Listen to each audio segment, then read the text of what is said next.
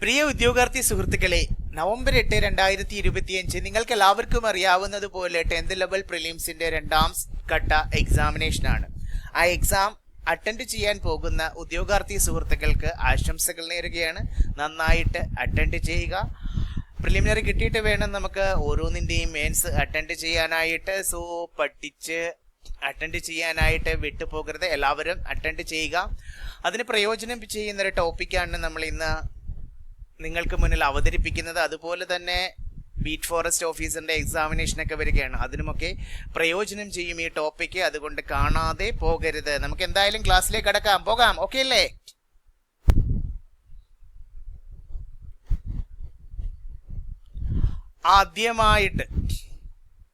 നമ്മൾ ആദ്യമായിട്ട് അറിഞ്ഞിരിക്കേണ്ട ഇന്ത്യയുടെ പ്രഥമ കേന്ദ്ര മന്ത്രിസഭയെ കുറിച്ചാണ്. ഇന്ത്യയുടെ പ്രഥമ കേന്ദ്ര മന്ത്രിസഭയെ കുറിച്ചാണ്. അതിനെ റിലേറ്റ് ചെയ്തിട്ടുള്ള ഫാക്ട്സും നമ്മൾ മനസ്സിലാക്കുന്നുണ്ട്.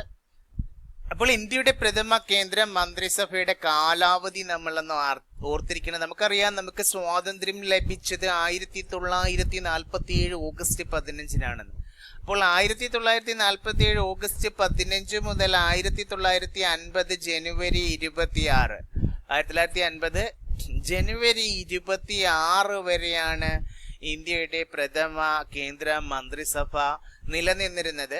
അപ്പോൾ ആ ഇന്ത്യയുടെ പ്രഥമ കേന്ദ്ര മന്ത്രിസഭയിലെ ഒരു വകുപ്പും കൈകാര്യം ചെയ്തിരുന്ന വ്യക്തികളെ കുറിച്ച് നമുക്കൊന്ന് അറിയണം. നമുക്ക് അറിയാവുന്ന വസ്തുതയാണ്, എന്നാൽ ഒരിക്കൽ കൂടി മനസ്സിലാക്കാം. ആദ്യമായി പ്രധാനമന്ത്രി ജവഹർലാൽ നെഹ്റു ആണെന്ന് നിങ്ങൾക്കറിയാം അല്ലെ? ജവഹർലാൽ നെഹ്റു ആയിരുന്നു പ്രധാനമന്ത്രി.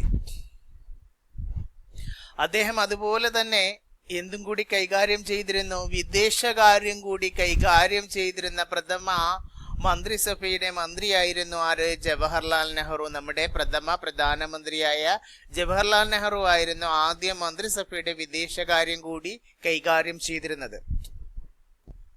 നമ്മുടെ ക്വസ്റ്റ്യൻ പേപ്പറിൽ ജവഹർലാൽ നെഹ്റുവിനെ കുറിച്ച് ഉണ്ടാവും. നമുക്കറിയാം, അലഹബാദില് 1889 നവംബർ 14 പണ്ഡിറ്റ് ജവഹർലാൽ നെഹ്റു ജനിക്കുന്നത്. 1889 നവംബർ 14 അപ്പോൾ അദ്ദേഹത്തെ കുറിച്ച് നമ്മൾ മനസ്സിലാക്കുകയാണെങ്കിൽ, അദ്ദേഹം 1912 ബെങ്കിപ്പൂർ കോൺഗ്രസിലെ പ്രതിനിധിയായിട്ട് പങ്കെടുക്കുന്നത്. അപ്പോൾ ഇന്ത്യൻ നാഷണൽ കോൺഗ്രസിന്റെ സമ്മേളനമൊക്കെ നമ്മൾ അറിഞ്ഞിരിക്കണം, എക്സാമിന് ചോദിക്കും. ഇന്ത്യയിൽ അദ്ദേഹം 1912 ഇംഗ്ലണ്ടിൽ നിന്ന് തിരിച്ചെത്തുന്നത്. അപ്പോൾ ഈ ഇംഗ്ലണ്ടിൽ നിന്ന് ഇന്ത്യയിലേക്ക് തിരിച്ചെത്തി നേരെ രാഷ്ട്രീയ പ്രവേശനത്തിലേക്കാണ് ജവഹർലാൽ നെഹ്റു തിരിയുന്നത്.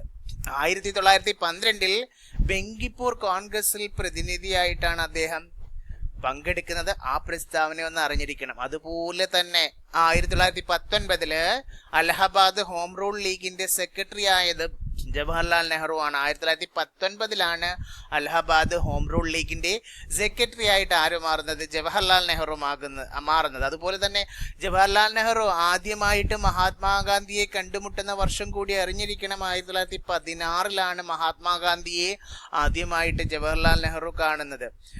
അങ്ങനെ അവർ തമ്മിലുള്ള കൂടിക്കാഴ്ചയാണ് പണ്ഡിറ്റ് നെഹ്റുവിനെ എന്ത് ചെയ്തത്?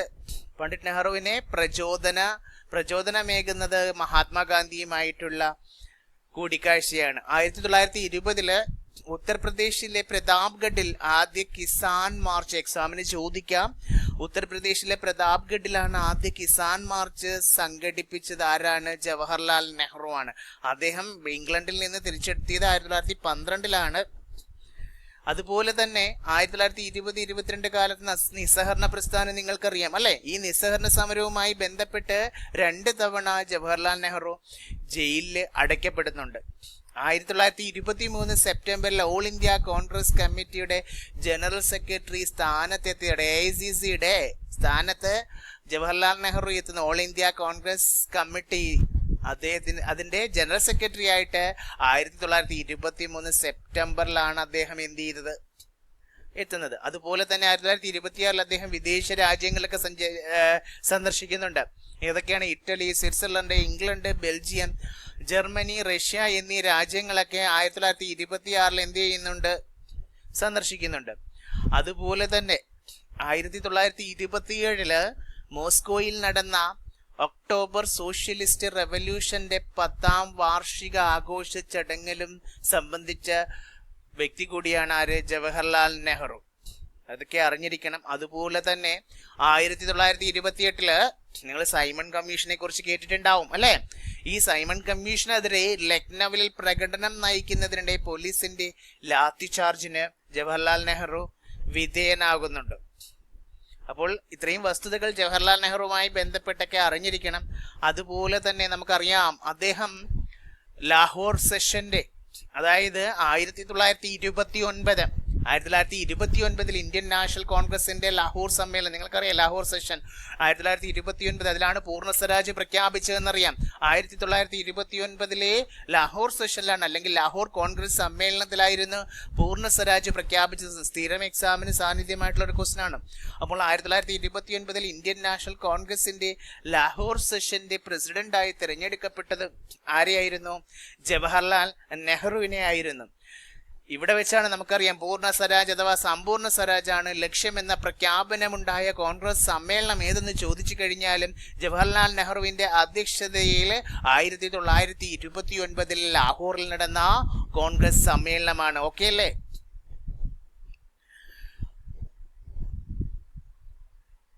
അതുപോലെ തന്നെ അദ്ദേഹം 1940 ഒക്ടോബർ 31 ഏകാംഗ സത്യാഗ്രഹം നടത്തുന്നുണ്ട്. ഈ ഏകാംഗ സത്യാഗ്രഹം നടത്തുന്നതിനും പണ്ഡിറ്റ് നെഹ്റു അറസ്റ്റിലാകുന്നുണ്ട്. അതുപോലെ തന്നെ ചരിത്രപ്രസിദ്ധമായ ക്വിറ്റ് ഇന്ത്യ സമരം നമുക്കറിയാം 1942. അപ്പോൾ ഈ ക്വിറ്റ് ഇന്ത്യ പ്രമേയം 1942 ഓഗസ്റ്റ് 7 ബോംബെയിൽ നടന്ന AICC സമ്മേളനത്തിൽ പണ്ഡിറ്റ് നെഹ്റു അവതരിപ്പിക്കുന്നുണ്ട്. അടുത്ത ദിവസം എന്ത് ചെയ്യുന്നുണ്ട്? അദ്ദേഹത്തെ അറസ്റ്റ് ചെയ്യുന്നുണ്ട്, പണ്ഡിറ്റ് നെഹ്റുവിനെ. അതുപോലെ തന്നെ പണ്ഡിറ്റ് നെഹ്റുവിനോടൊപ്പം മറ്റു നേതാക്കളെയും അഹമ്മദ് നഗറിലെ ഫോർട്ടിലേക്കാണ് കൊണ്ടുപോകുന്നത്. നമുക്കറിയാം 1946 ജൂലൈ 6 4ാമത്തെ തവണയും അദ്ദേഹം കോൺഗ്രസിന്റെ പ്രസിഡന്റായിട്ട് തിരഞ്ഞെടുക്കപ്പെടുന്നുണ്ട്, ജവഹർലാൽ നെഹ്റു. അതുകൂടാതെ 1951 54 ഇടയിൽ 3 തവണ കൂടി ഇന്ത്യൻ നാഷണൽ കോൺഗ്രസിന്റെ പ്രസിഡന്റായിട്ട് മാറുന്നുണ്ട്? നമ്മുടെ പ്രഥമ പ്രധാനമന്ത്രിയായ ജവഹർലാൽ നെഹ്റു. ആധുനിക ഇന്ത്യയുടെ ശില്പി എന്നാണ്, ഓർത്തിരിക്കണം. ആധുനിക ഭരണഘടനാ ശില്പിയല്ല, ആധുനിക ഇന്ത്യയുടെ ശില്പി എന്നാണ് നമ്മുടെ പ്രഥമ പ്രധാനമന്ത്രിയായ ജവഹർലാൽ നെഹ്റുവിനെ അറിയപ്പെടുന്നത്. അദ്ദേഹം ജനിച്ചത് നവംബർ 14 1889. അതുപോലെ തന്നെ മരണപ്പെട്ടത് മെയ് 27 1964. ഓക്കെ അല്ലേ? അപ്പോൾ ഇദ്ദേഹം ഇതിനകത്ത് ശ്രദ്ധിച്ചിരിക്കേണ്ട മറ്റ് വസ്തുതകൾ അറിഞ്ഞിരിക്കണം. അദ്ദേഹത്തിന്റെ ഭരണപരമായിട്ടുള്ള സംഭാവനകളാണ്, അദ്ദേഹത്തിന്റെ സോഷ്യലിസത്തിൽ ഊന്നിയ രാഷ്ട്രീയ ദർശനങ്ങളാണ് 4 ദശാബ്ദക്കാലത്തോളം ഇന്ത്യയെ നയിച്ചത്. IIT-കൾ, AIIMS, ISRO, DRDO, planning commission തുടങ്ങിയ ആധുനിക സ്ഥാപനങ്ങളുടെയൊക്കെ രൂപീകരണത്തിൽ മുഖ്യ പങ്ക് വഹിച്ച വ്യക്തി കൂടിയാണ് ആരുടെ? ജവഹർലാൽ നെഹ്റു. ഇതൊക്കെ നിങ്ങൾക്ക് അറിയാം.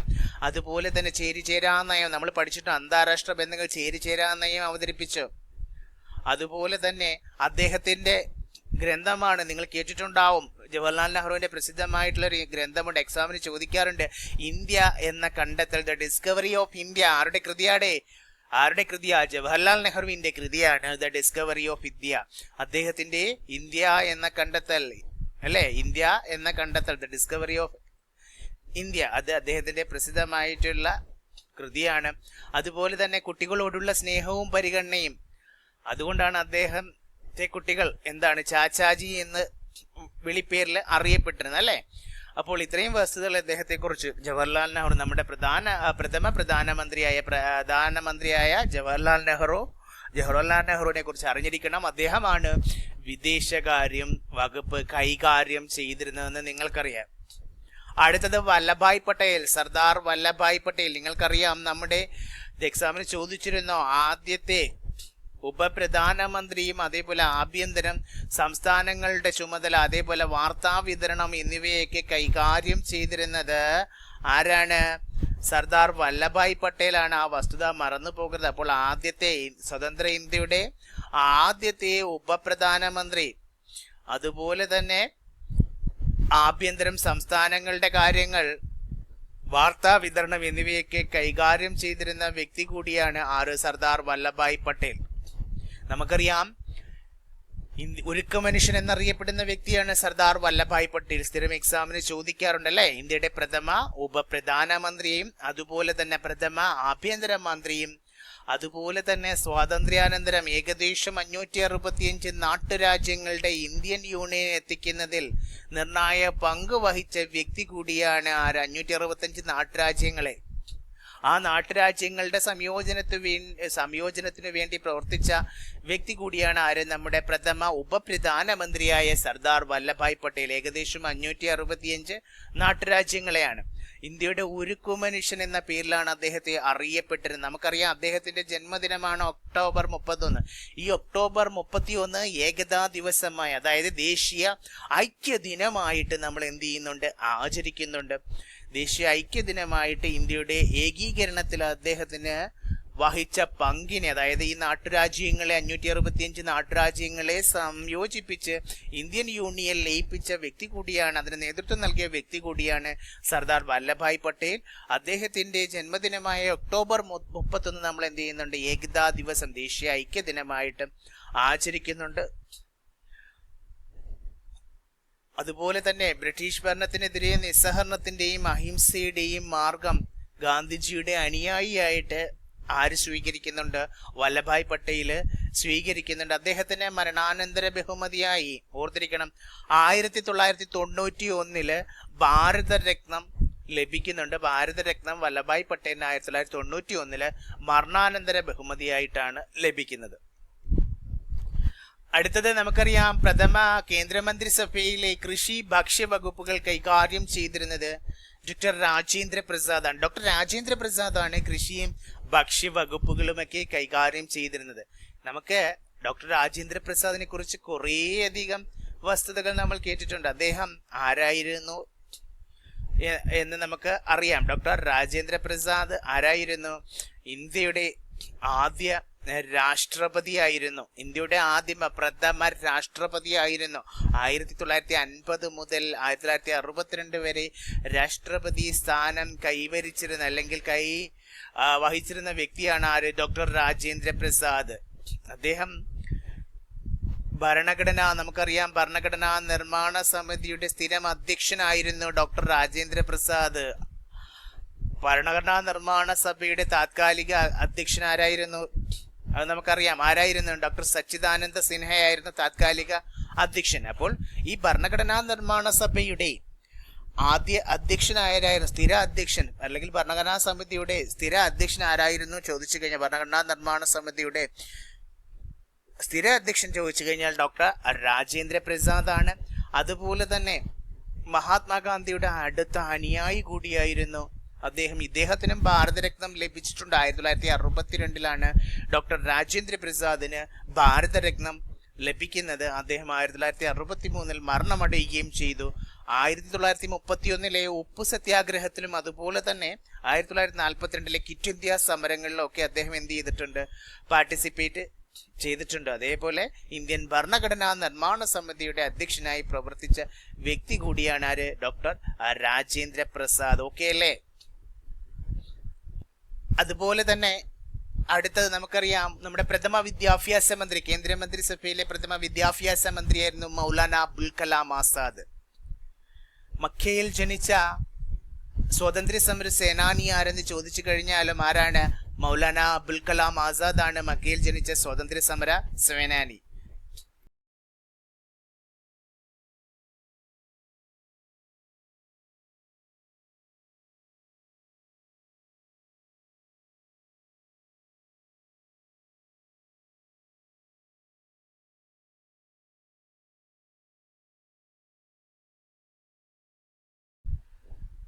ഓക്കെ, മക്കയിൽ ജനിച്ച സ്വാതന്ത്ര്യ സമര സേനാനി കൂടിയാണ് മൗലാന അബുൽ കലാം ആസാദ് എന്ന് പറയുന്നത് അല്ലെ. മൗലാന അബുൽ കലാം ആസാദ് മക്കയിൽ ജനിച്ച സ്വാതന്ത്ര്യ സമര സേനാനി കൂടിയാണ്. മക്ക എന്ന് പറയും നമുക്കറിയാം ഇന്നത്തെ സൗദി അറേബ്യയിലാണ് മക്ക സ്ഥിതി ചെയ്യുന്നത്. ഇന്നത്തെ Saudi അറേബ്യയിലാണ്.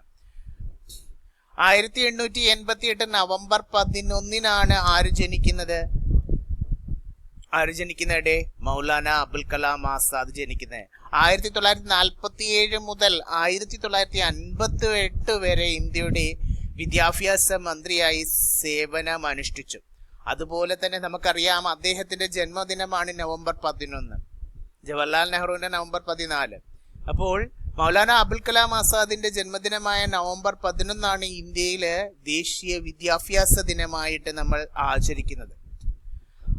Indian institute of technology, university grants commission എന്നിവ സ്ഥാപിക്കുന്നതിൽ UGC അതേപോലെ IIT ഒക്കെ സ്ഥാപിക്കുന്നതിൽ പ്രധാന പങ്ക് വഹിച്ച വ്യക്തി കൂടിയാണ് മൗലാന അബുൽ കലാം ആസാദ്. സാഹിത്യ academy, Lalithakala Akademi, Sangeetha Nataka Akademi, Indian Council for Cultural Relations തുടങ്ങിയ സാംസ്കാരിക സ്ഥാപനങ്ങൾക്ക് തുടക്കമിട്ട വ്യക്തി കൂടിയാണ് നമ്മുടെ പ്രഥമ വിദ്യാഭ്യാസ മന്ത്രിയായ മൗലാന അബുൽ കലാം ആസാദ്. അതുപോലെ തന്നെ അദ്ദേഹം ഹിന്ദിയിലും ഇംഗ്ലീഷിലും അറബിക്കിലും പേർഷ്യയിലും ഉറുദുവിലും ഒക്കെ ഭാഷാ പ്രാവീണ്യം നേടിയ സ്വാതന്ത്ര്യ സമര സേനാനി കൂടിയാണ് മൗലാന അബുൽ കലാം ആസാദ്. അതുപോലെ ബ്രിട്ടീഷ് നയങ്ങളെ വിമർശിച്ചുകൊണ്ട് അദ്ദേഹം ഒരു ഉറുദു വാരികയൊക്കെ ആരംഭിക്കുന്നുണ്ട്. അതറിയുമോ നിങ്ങൾക്ക്? നിങ്ങൾ കേട്ടിട്ടുണ്ടാവും. അൽ ഹിലാൽ എന്നാണ്. അൽ ഹിലാൽ എന്ന ഉറുദു വാരിക ആരംഭിച്ച സ്വാതന്ത്ര്യ സമര സേനാനിയാണ് മൗലാന അബുൽ കലാം ആസാദ്. ഹിന്ദു മുസ്ലിം ഐക്യത്തിന് ഊന്നൽ നൽകിയ അദ്ദേഹത്തിന്റെ ഉറുദു വാരിക കൂടിയായിരുന്നു അൽ ഹിലാൽ എന്ന് പറയുന്നത്. ഇന്ത്യൻ നാഷണൽ കോൺഗ്രസിന്റെ മുതിർന്ന നേതാവായിരുന്നു മൗലാന അബുൽ കലാം ആസാദ്. ഖിലാഫത്ത് പ്രസ്ഥാനത്തിലും നിസ്സഹരണ പ്രസ്ഥാനത്തിലും സജീവമായിട്ട് പങ്കെടുത്ത വ്യക്തി കൂടിയാണ് മൗലാന അബുൽ കലാം ആസാദ്. അതുപോലെ തന്നെ ഇന്ത്യ പാകിസ്ഥാൻ വിഭജനത്തെ ശക്തമായി എതിർത്ത വ്യക്തി കൂടിയായിരുന്നു മൗലാന അബുൽ കലാം ആസാദ്. അദ്ദേഹത്തിന്റെ പ്രധാന കൃതികൾ നമ്മൾ അറിഞ്ഞിരിക്കണം, എക്സാമിന് ചോദിക്കും. India wins freedom, Ghubari Khatir, Tazkira. ഏതൊക്കെയാണ്? India wins freedom, Ghubari Khatir, Tazkira തുടങ്ങിയ രചനകൾ ആരുടേതാണ്? മൗലാന അബുൽ കലാം ആസാദിൻ്റെതാണ്. 1992 മരണാനന്തര ബഹുമതിയായി അദ്ദേഹത്തിന് ഭാരതരത്ന നൽകി നമ്മൾ ആദരിക്കുന്നുണ്ട്. അതുകൂടി അറിഞ്ഞിരിക്കണം. അപ്പോൾ ഇദ്ദേഹം മരിച്ചത് 1958 ഫെബ്രുവരി 22 ന്യൂഡൽഹിയിൽ വെച്ചിട്ടാണ് അദ്ദേഹം മരണമടയുന്നത്. മൗലാന അബുൽ കലാം ആസാദ് എന്ന സ്വാതന്ത്ര്യ സമര സേനാനിയും നമ്മുടെ പ്രഥമ വിദ്യാഭ്യാസ മന്ത്രിയുമായിരുന്ന വ്യക്തി. അടുത്തത് സർദാർ ബൽദേവ് സിംഗ്. നമ്മുടെ പ്രതിരോധ മന്ത്രിയായിരുന്നു സർദാർ ബൽദേവ് സിംഗ് എന്ന് പറയുന്നത്. ആരാണ്? സർദാർ ബൽദേവ് സിംഗ്. സർദാർ ബൽദേവ് സിംഗ് ഇന്ത്യയുടെ ആദ്യ പ്രതിരോധ മന്ത്രിയാണ്. എക്സാമിന് ചോദിക്കാൻ അറിഞ്ഞിരിക്കണം. അതുപോലെ തന്നെ ഇന്ത്യയുടെ സ്വാതന്ത്ര്യത്തിനും വിഭജനത്തിനും വേണ്ടിയുള്ള ചർച്ചകളിൽ പഞ്ചാബി സിഖ് സമൂഹത്തിന്റെ പ്രതിനിധി കൂടിയായിരുന്നിടെ സർദാർ ബൽദേവ് സിംഗ്. അതുപോലെ തന്നെ ഈ സർദാർ ബൽദേവ് സിംഗ് നമ്മുടെ ഭരണഘടനാ നിർമ്മാണ സമിതി അംഗം കൂടിയായിരുന്നു. 1937 പഞ്ചാബ് നിയമസഭയിലേക്ക് തിരഞ്ഞെടുക്കപ്പെട്ട വ്യക്തി കൂടിയാണ് സർദാർ ബൽദേവ് സിംഗ്. അതുപോലെ തന്നെ നമുക്ക് ക്രിപ്സ് മിഷനെ കുറിച്ചൊക്കെ നമ്മൾ കേട്ടിട്ടുണ്ട്. 1942 ക്രിപ്സ് മിഷൻ. ഈ 1942 ക്രിപ്സ് മിഷനിൽ സിഖ് സമൂഹത്തെ പ്രതിനിധീകരിച്ച വ്യക്തി കൂടിയാണ് സർദാർ ബൽദേവ് സിംഗ് എന്ന നമ്മുടെ പ്രഥമ പ്രതിരോധ മന്ത്രി. 1961 ജൂൺ 29 അദ്ദേഹം മരണമടഞ്ഞത്. അടുത്തത് നമ്മുടെ ഇന്ത്യയുടെ പ്രഥമ കേന്ദ്രമന്ത്രിസഭയിലെ തൊഴിൽ വകുപ്പ് മന്ത്രിയായിരുന്നു ജഗ്ജീവൻ റാം. നിങ്ങൾ കേട്ടിട്ടുണ്ടാവും ജഗ്ജീവൻ റാം. തൊഴിൽ വകുപ്പുമായി ബന്ധപ്പെട്ട ചുമതല വഹിച്ചിരുന്ന മന്ത്രിയായിരുന്നു ജഗ്ജീവൻ റാം. അദ്ദേഹം ഒരു ഇന്ത്യൻ സ്വാതന്ത്ര്യ സമര സേനാനിയാണ്. നിങ്ങൾക്കറിയാം അദ്ദേഹത്തെ ബാപ്പുജി അല്ല, ബാപ്പുജി ഗാന്ധിജിയാണ്. ബാബുജി എന്ന് അറിയപ്പെട്ടിരുന്ന രാഷ്ട്രീയ നേതാവാണ്, സ്വാതന്ത്ര്യ സമര നേതാവുമാണ്, സേനാനിയുമാണ്. ആരാണെന്ന് ചോദിച്ചു കഴിഞ്ഞാൽ ജഗ്ജീവൻ റാം. ബാബുജി എന്നാണ് ഇന്ത്യൻ പ്രതിരോധ മന്ത്രി. അതുപോലെ തന്നെ ഇന്ത്യൻ പ്രതിരോധവും അദ്ദേഹം കൈകാര്യം ചെയ്തിട്ടുണ്ട്. അതുപോലെ തന്നെ ഉപപ്രധാനമന്ത്രി ഈ പദവിയും അദ്ദേഹം വഹിച്ചിട്ടുണ്ട്. ഏറ്റവും കൂടുതൽ കാലം കേന്ദ്ര ക്യാബിനറ്റ് മന്ത്രി എന്നിങ്ങനെ നിരവധി പ്രധാന പദവികളൊക്കെ അദ്ദേഹം വഹിച്ചിട്ടുണ്ട്. പക്ഷേ ആദ്യത്തെ പ്രഥമ കേന്ദ്രമന്ത്രിസഭയിൽ ജഗ്ജീവൻ റാം തൊഴിൽ വകുപ്പാണ് കൈകാര്യം ചെയ്തിരുന്നത്.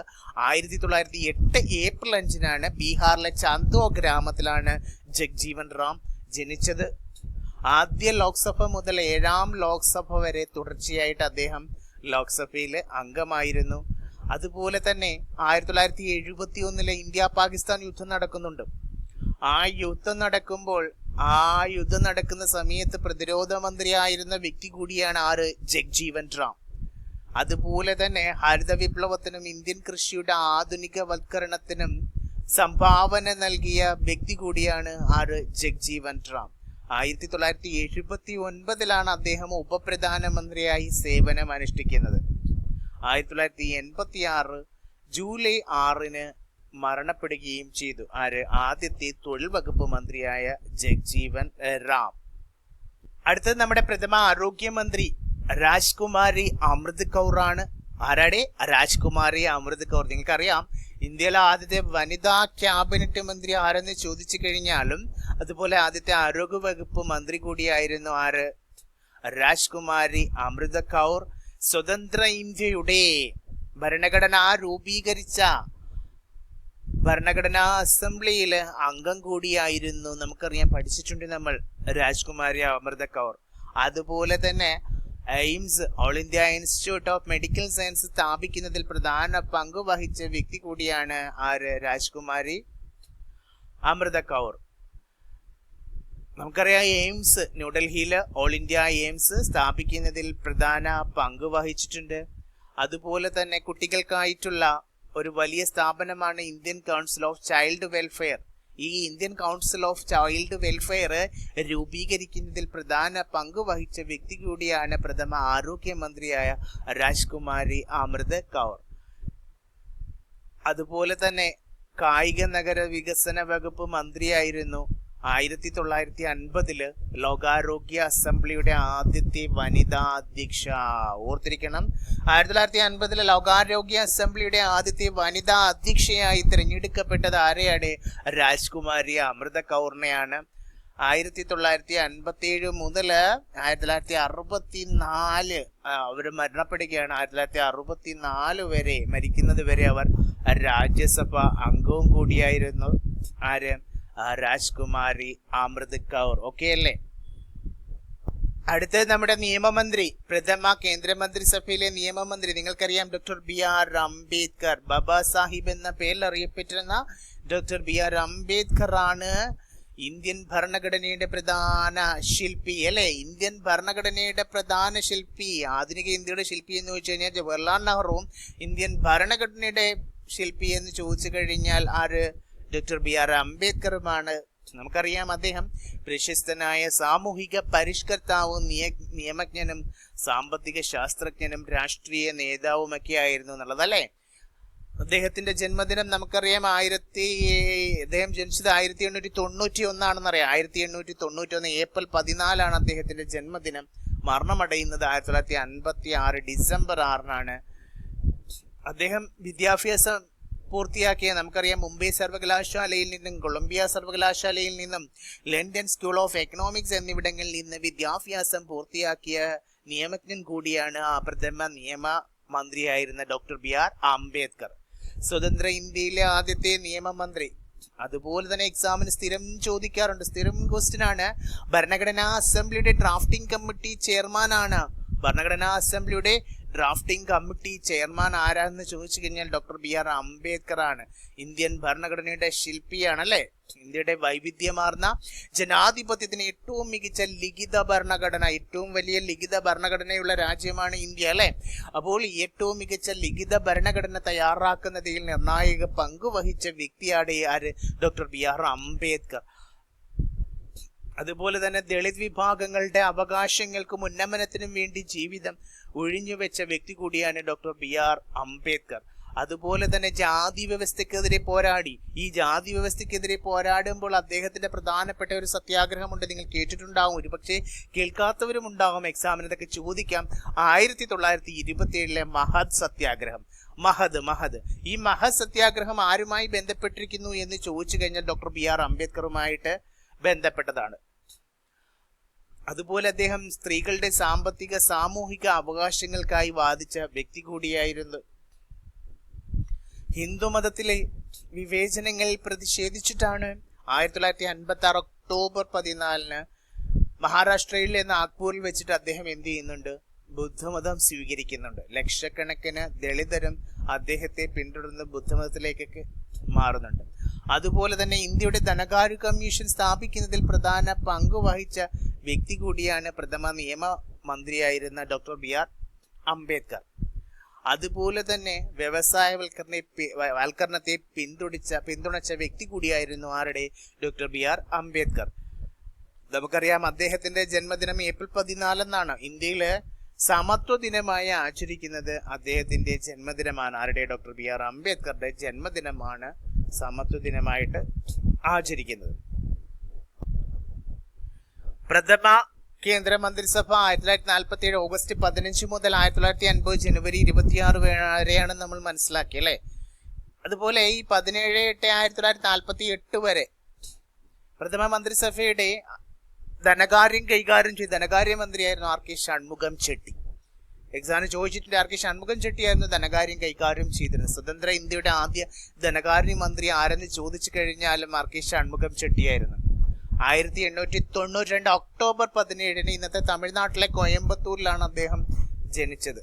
അതുകൂടി അറിഞ്ഞിരിക്കണം. അതുപോലെ തന്നെ ആദ്യ ബജറ്റ്, സ്വതന്ത്ര ഇന്ത്യയിലെ ആദ്യ ബജറ്റ് അവതരിപ്പിച്ചത് ആരെന്ന് ചോദിച്ചു കഴിഞ്ഞാൽ ധനകാര്യമന്ത്രിയാണല്ലോ സാധാരണ ബജറ്റ് അവതരിപ്പിക്കുന്നത്. R.K. ഷൺമുഖം ചെട്ടിയാണ് ആദ്യ ബജറ്റ് അവതരിപ്പിച്ചത്. 1947 നവംബർ 26 അദ്ദേഹം സ്വതന്ത്ര ഇന്ത്യയുടെ, ആ ഡേറ്റ് അറിഞ്ഞിരിക്കണം, 1947 നവംബർ 26 ആണ് ഇന്ത്യയുടെ ആദ്യത്തെ സ്വതന്ത്ര ബജറ്റ് അവതരിപ്പിച്ചത് ആരായിരുന്നു? ഷൺമുഖം ചെട്ടിയാണ്.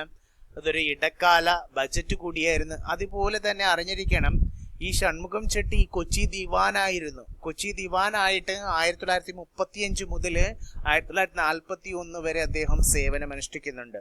ആര്? ഷൺമുഖം ചെട്ടി കൊച്ചി ദിവാനായിരുന്നു. ഈ കാലയളവിൽ അദ്ദേഹം കൊച്ചി തുറമുഖത്തിന്റെ വികസനം ഉൾപ്പെടെ നിരവധി ഭരണ പരിഷ്കാരങ്ങളൊക്കെ നടപ്പിലാക്കിയ വ്യക്തി കൂടിയാണ് പ്രഥമ ധനകാര്യമന്ത്രിയായ R.K. ഷൺമുഖം ചെട്ടി. അറിഞ്ഞിരിക്കണം. ഓക്കെ അല്ലേ? അതുപോലെ തന്നെ ഇവിടെ ശ്രദ്ധിക്കണേ, ഇന്ത്യയുടെ കേന്ദ്ര നിയമസഭയുടെ പ്രസിഡന്റായിട്ട് അദ്ദേഹം സേവനം അനുഷ്ഠിച്ചിട്ടുണ്ട്. 1933 മുതൽ 35 വരെ ഇന്ത്യയുടെ കേന്ദ്ര നിയമസഭയുടെ പ്രസിഡന്റ് ആയിരുന്നു.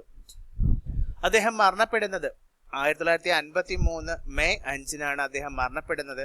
അദ്ദേഹത്തിനോടുള്ള ആദരസൂചകമായിട്ട് കൊച്ചിയിലെ പ്രശസ്തമായിട്ടുള്ള ഷൺമുഖം റോഡ് R.K. ഷൺമുഖം ചെട്ടിയോടുള്ള ആദരസൂചകമായിട്ട് നാമകരണം ചെയ്യപ്പെട്ടതാണ്. അതുകൂടി അറിഞ്ഞിരിക്കുന്നത് നമ്മുടെ പ്രഥമ ധനകാര്യമന്ത്രിയായ R.K. ഷൺമുഖം ചെട്ടി.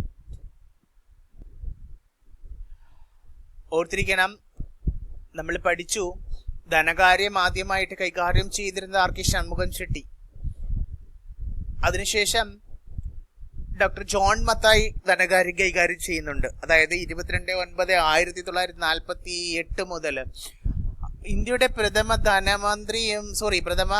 റെയിൽവേ മന്ത്രി ധനമന്ത്രി R.K. ഷൺമുഖം ചെട്ടിയാണെന്ന് പഠിച്ചു. അതേപോലെ ഇന്ത്യയുടെ ആദ്യ പ്രഥമ റെയിൽ മന്ത്രിയായിരുന്നു ആര്? Doctor John Mathai. അപ്പോൾ ഈ സ്വതന്ത്ര ഇന്ത്യയുടെ ആദ്യ റെയിൽവേ മന്ത്രി ആരെന്ന് ചോദിച്ചു കഴിഞ്ഞാൽ ഡോക്ടർ ജോൺ മത്തായിയാണ്. പിന്നീട് അദ്ദേഹം ധനമന്ത്രിയായിട്ടും സേവനം അനുഷ്ഠിച്ചിട്ടുണ്ട്. അദ്ദേഹം ജനിച്ചത്, മലയാളിയാണ്, അത് അറിഞ്ഞിരിക്കണം, കോഴിക്കോടാണ് അദ്ദേഹത്തിന്റെ ജന്മസ്ഥലം. മദ്രാസ് ക്രിസ്ത്യൻ കോളേജിൽ നിന്ന് സാമ്പത്തിക ശാസ്ത്രത്തില് ബിരുദം നേടിയ വ്യക്തി കൂടിയാണ്. London school of economics and political സയൻസസിൽ നിന്ന് ഡോക്ടറൽ ഗവേഷണം, ഓക്സ്ഫോർഡ് യൂണിവേഴ്സിറ്റിയിൽ നിന്നൊക്കെ ബിലിറ്റ് ബിരുദമൊക്കെ അദ്ദേഹം നേടിയിട്ടുണ്ട്. അപ്പോൾ സ്വതന്ത്ര ഇന്ത്യയുടെ ആദ്യത്തെ റെയിൽവേ മന്ത്രിയാണ്. 1947 മുതൽ 1948 വരെ അദ്ദേഹം എന്ത് ചെയ്യുന്നു? റെയിൽവേ മന്ത്രിയായി സേവനം അനുഷ്ഠിച്ചിരുന്ന ഡോക്ടർ ജോൺ മത്തായി. ശേഷം അദ്ദേഹം ധനകാര്യമാണ് 1948 മുതൽ 1950 വരെ കൈകാര്യം ചെയ്തിരുന്നത്. അതേപോലെ 1948 ഇന്ത്യയുടെ ആദ്യ ബജറ്റ്, മറ്റേത് ഇടക്കാല ബജറ്റാണ് ജോൺ മത്തായി അവതരിപ്പിക്കുന്നത്. അപ്പോൾ ഇന്ത്യയുടെ ആദ്യ ബജറ്റ് അവതരിപ്പിച്ചത് ആരായിരുന്നു? ഡോക്ടർ ജോൺ മത്തായിയാണ്. അതുപോലെ തന്നെ ഓർത്തിരിക്കുന്ന ഇമ്പോർട്ടന്റ് ഫാക്റ്റ് ആണ്, 1955 സ്റ്റേറ്റ് ബാങ്ക് ഓഫ് ഇന്ത്യയുടെ ആദ്യ ചെയർമാൻ കൂടിയായിരുന്നു ഡോക്ടർ ജോൺ മത്തായി. അപ്പോൾ SBIയുടെ ആദ്യത്തെ ചെയർമാൻ ഡോക്ടർ ജോൺ മത്തായി ആണ്. 1955 അതുപോലെ തന്നെ ഇദ്ദേഹം മദ്രാസ് സർവകലാശാലയിലും മുംബൈ സർവകലാശാലയിലുമൊക്കെ വൈസ് ചാൻസലറായി സേവനം അനുഷ്ഠിച്ചിട്ടുണ്ട്. അതുപോലെ തന്നെ നമ്മുടെ കേരള സർവകലാശാല, ഈ കേരള സർവകലാശാലയുടെ ആദ്യ വൈസ് ചാൻസലർ ആരെന്ന് ചോദിച്ചു കഴിഞ്ഞാലും നമ്മുടെ പ്രഥമ റെയിൽവേ മന്ത്രിയായ ഡോക്ടർ ജോൺ മത്തായി ആയിരുന്നു നമ്മുടെ കേരള സർവകലാശാലയുടെ 1957 മുതൽ 59 വരെ ആദ്യ വൈസ് ചാൻസലർ. 1959 അദ്ദേഹത്തിന് പത്മഭൂഷൺ ലഭിക്കുന്നുണ്ട്. അതുപോലെ തന്നെ ആസൂത്രണ കമ്മീഷന്റെ വർദ്ധിച്ചു വരുന്ന അധികാരത്തിൽ പ്രതിഷേധിച്ചാണ് അദ്ദേഹം 1950 ബജറ്റിന് തൊട്ടു പിന്നാലെ ധനകാര്യമന്ത്രി സ്ഥാനമൊക്കെ രാജിവെക്കുന്നുണ്ട്. ഇനി എക്സാമിന് സ്ഥിരം ചോദിക്കാറുണ്ട്, ഡോക്ടർ ജോൺ മത്തായി സെന്റർ തൃശ്ശൂരിലാണ് ഇത് സ്ഥിതി ചെയ്യുന്നത്. തൃശ്ശൂരിലാണ് ഡോക്ടർ ജോൺ മത്തായി സെന്റർ അദ്ദേഹത്തിന്റെ കുടുംബം സംഭാവന ചെയ്ത സ്ഥലത്താണ് സ്ഥിതി ചെയ്യുന്നത്. അതുകൂടി അറിഞ്ഞിരിക്കണം. അതുപോലെ തന്നെ അടുത്തിടെ കറണ്ട് അഫയേഴ്സ് റിലേറ്റഡ് ആയിട്ടൊക്കെ നമുക്ക് വേണമെങ്കിൽ മനസ്സിലാക്കാം. ദേശീയ ഭൗമശാസ്ത്ര പഠന കേന്ദ്രത്തിലെ മുതിർന്ന ശാസ്ത്രജ്ഞനായ ഡോക്ടർ ജോൺ മത്തായി വയനാട്ടിലെ ഉരുൾപൊട്ടൽ സാധ്യതയുള്ള പ്രദേശങ്ങളെ കുറിച്ച് ഒരു റിപ്പോർട്ട് സമർപ്പിച്ചിട്ടുണ്ട്. അപ്പോൾ ഈ റിപ്പോർട്ട് പഴയ അതായത് നമ്മുടെ പ്രഥമ ധനകാര്യമന്ത്രി അല്ല, റെയിൽവേ മന്ത്രിയല്ല. അപ്പോൾ ഈ ഡോക്ടർ ജോൺ മത്തായി ഇത് ചോദിക്കുമ്പോൾ നിങ്ങൾ ഒരു പക്ഷേ ഓപ്ഷനിൽ കണ്ടു കഴിഞ്ഞാൽ എഴുതത്തില്ല. അതായത് ദേശീയ ഭൗമശാസ്ത്ര പഠന കേന്ദ്രത്തിലെ മുതിർന്ന ശാസ്ത്രജ്ഞനാണ് അദ്ദേഹം. അതുപോലെ തന്നെ അദ്ദേഹം വയനാട്ടിലെ ഉരുൾപൊട്ട സാധ്യതയെക്കുറിച്ചുള്ള പ്രദേശങ്ങളെക്കുറിച്ച് സർക്കാരിന് റിപ്പോർട്ട് സമർപ്പിച്ച വ്യക്തിയാണ്. അതറിഞ്ഞിരിക്കണം. ആ ഡോക്ടർ ജോൺ മത്തായും ഇതും തമ്മിൽ വ്യത്യാസമുണ്ട്, മറന്നു പോകരുത്. അപ്പോൾ ഓപ്ഷനിൽ ഇത് കണ്ടാൽ എഴുതാനും വിട്ടുപോകരുത്. ഓക്കെ അല്ലേ? അതുകൊണ്ട് സന്ദർഭവശാൽ പറഞ്ഞേ ഉള്ളൂ. ഓക്കെ. ഇപ്പോൾ നമ്മൾ പഠിച്ചിട്ടുണ്ട് ഡോക്ടർ ശ്യാമപ്രസാദ് മുഖർജി വ്യവസായം പൊതുവിതരണ വകുപ്പ് മന്ത്രിയായിരുന്നു. പ്രഥമ കേന്ദ്രമന്ത്രിസഭയിലെ ആരായിരുന്നു? ഡോക്ടർ ശ്യാമപ്രസാദ് മുഖർജി. നമുക്കറിയാം അദ്ദേഹം 1901 ജൂലൈ 6 കൽക്കട്ടയിലാണ് ജനിക്കുന്നത്. ലണ്ടനിലെ ലിങ്കൺസിൽ നിന്ന് ബാരിസ്റ്റർ ബിരുദമൊക്കെ നേടുന്നുണ്ട്. 33-ാം വയസ്സിലാണ് അദ്ദേഹം കൽക്കട്ട സർവകലാശാലയുടെ ഏറ്റവും പ്രായം കുറഞ്ഞ വൈസ് ചാൻസലറായി മാറുന്നത്. ആര്? ശ്യാമപ്രസാദ് മുഖർജി. 1934 മുതൽ 38 വരെ അദ്ദേഹം ഈ പദവി വഹിക്കുന്നുണ്ട്. അതുപോലെ തന്നെ സ്വാതന്ത്ര്യാനന്തരം ജവഹർലാൽ നെഹ്റുവിന്റെ ഇടക്കാല സർക്കാരിൽ വ്യവസായ വിതരണ, അതായത് വ്യവസായവും പൊതുവിതരണ വകുപ്പ് മന്ത്രിയായി സേവനമനുഷ്ഠിച്ച വ്യക്തിയാണ് ഡോക്ടറാണോ ശ്യാമപ്രസാദ് മുഖർജി. അതുപോലെ തന്നെ ലിയാഖത്ത് അലിയും നെഹ്റുവും തമ്മിലുള്ള ഉടമ്പടിയിൽ പ്രതിഷേധിച്ചുകൊണ്ട് 1950 അദ്ദേഹം എന്ത് ചെയ്യുന്നുണ്ട്? കേന്ദ്രമന്ത്രിസഭയിൽ നിന്നൊക്കെ രാജിവെക്കുന്നുണ്ട്. അദ്ദേഹമാണ് രാഷ്ട്രീയ സ്വയം സേവക സംഘം അല്ലെ RSSന്റെ സഹായത്തോടെ 1951 ഭാരതീയ ജനസംഘം സ്ഥാപിച്ച വ്യക്തി കൂടിയാണ് ആര്? ശ്യാമപ്രസാദ് മുഖർജി. ഇന്ത്യയുടെ വ്യാവസായിക വളർച്ചയ്ക്ക് അടിത്തറയിട്ട വ്യക്തി കൂടിയാണ് വ്യവസായ പൊതുവിതരണ പ്രഥമ മന്ത്രിയായിരുന്ന ശ്യാമപ്രസാദ് മുഖർജി. നിങ്ങൾക്കറിയാം, നിങ്ങൾ കേട്ടിട്ടുണ്ടാവും ചിത്തരഞ്ജൻ ലോക്കോമോട്ടീവ് ഫാക്ടറി, അതുപോലെ തന്നെ Sindri fertiliser corporation. Chittaranjan locomotive ഫാക്ടറിയും സിന്ദ്രി ഫെർട്ടിലൈസർ കോർപ്പറേഷൻ തുടങ്ങിയ സ്ഥാപനങ്ങൾക്ക് തുടക്കമിട്ട വ്യക്തി കൂടിയാണ് ആര്? ശ്യാമപ്രസാദ് മുഖർജി. അതുപോലെ ജമ്മു കാശ്മീരിന്റെ പൂർണ്ണ സംയോജനത്തിനായി നിലകൊണ്ട വ്യക്തി കൂടിയാണ് ആര്? ശ്യാമപ്രസാദ് മുഖർജി. ഒരു രാജ്യത്ത് 2 ഭരണഘടന, 2 പ്രധാനമന്ത്രിമാർ, 2 പതാകകൾ എന്നിവ പാടില്ല എന്ന മുദ്രാവാക്യം ഉയർത്തിയത് എക്സാമിന് ചോദിക്കാം. ഒരു രാജ്യത്ത് 2 ഭരണഘടന, 2 പ്രധാനമന്ത്രിമാർ, 2 പതാകകൾ എന്നിവ പാടില്ല എന്ന മുദ്രാവാക്യം ഉയർത്തിയത് ആരാണ്?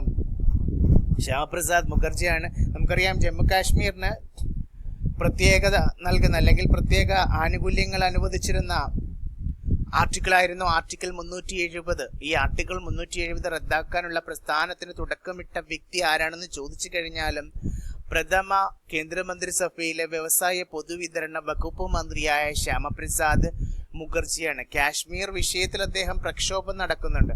അങ്ങനെ ആ പ്രക്ഷോഭത്തിനിടെ തടങ്കലിൽ വച്ചിട്ട് 1953 ജൂൺ 23 അദ്ദേഹം മരണപ്പെടുകയാണ്.